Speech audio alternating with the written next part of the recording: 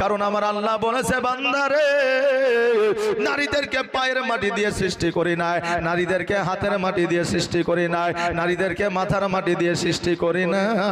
কারণ আমি আল্লাহ জানি আমি যদি নারীকে পায়ের মাটি দিয়ে তৈরি করতাম নারীরা পুরুষের পায়ের তলায় থাকতো, আমি যদি নারীকে হাতের মাটি দিয়ে তৈরি করতাম নারীরা পুরুষের হাতের মুষ্টের মধ্যে থাকতো, আমি যদি নারীকে পুরুষের মাথার মাটি দিয়ে তৈরি করতাম নারীরা পুরুষের মাথার উপরে উঠে নাচতো।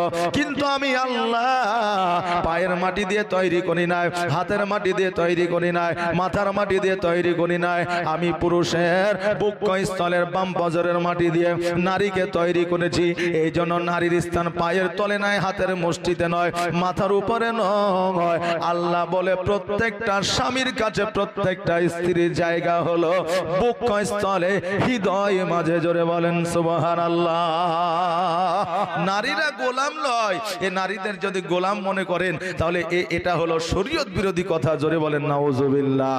হে বেরাদার, এই নারীদের সম্মান আমার দয়ার নবী মায়ার নবী সাল্লাল্লাহু তাআলা আলাইহি ওয়াসাল্লাম বানায় দিয়েছে। অতএব নারীদের সম্মান দিয়ে কথা বলবেন। দেখবেন আপনি নারীর যদি প্রশংসা করেন ওই নারী কিন্তু খুশি হয়ে যাবে। স্ত্রীর প্রশংসা করেন, এটা আমার নবী বলেছেন। কেমন প্রশংসা করবেন?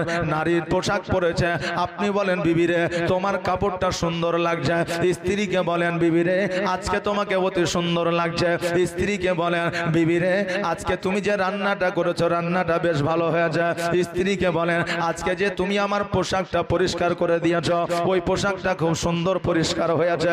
বিবিদের যদি নাম করেন গো ওই বিবিরা খুশি হয়ে যায়। কারণ এই মায়েরা আমার বোনেরা কোন জগতের টাকা পয়সা ধন দৌলত নিয়ে পাগল নয়, এ মায়েরা শুধুমাত্র স্বামীর ভালোবাসার জন্য পাগল। জোরে বলেন সুবহানাল্লাহ। অতএব আজকে গিয়েই বাড়িতে কিন্তু টেরাই করিয়েন না।